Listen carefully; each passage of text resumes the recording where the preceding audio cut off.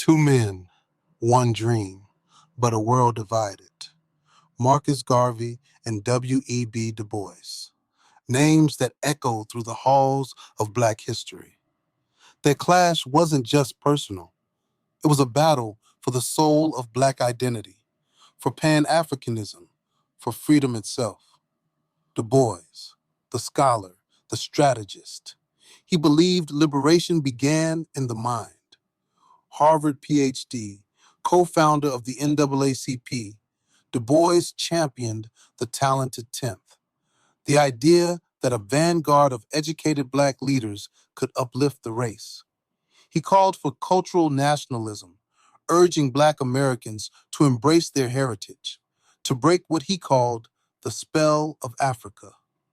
Du Bois saw global connections, linking Black struggles in the U.S. to colonialism in Africa and the Caribbean.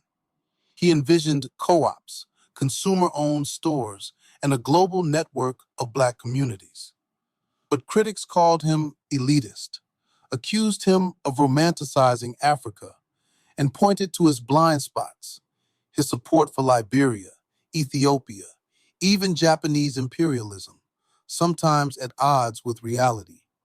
Enter Garvey, the mass movement organizer.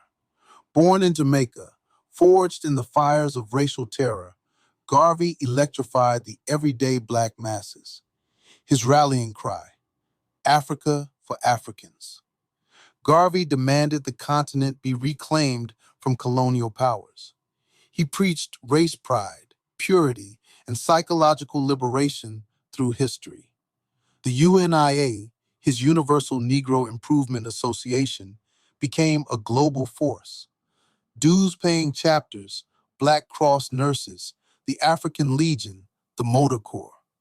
The Black Star Line steamship raised $610,000 from ordinary people.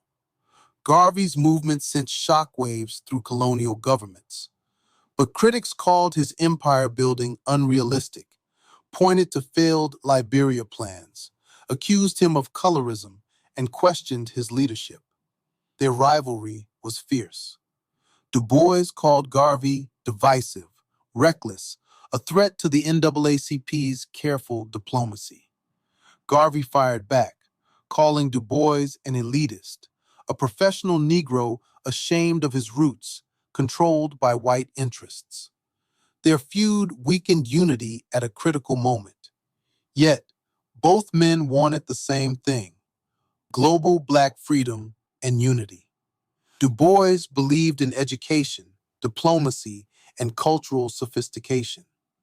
Garvey believed in mass mobilization, psychological liberation, and building Black-owned institutions. Their methods reflected their lives. Du Bois, the academic; Garvey, the street orator. Pan-Africanism was forever changed by both.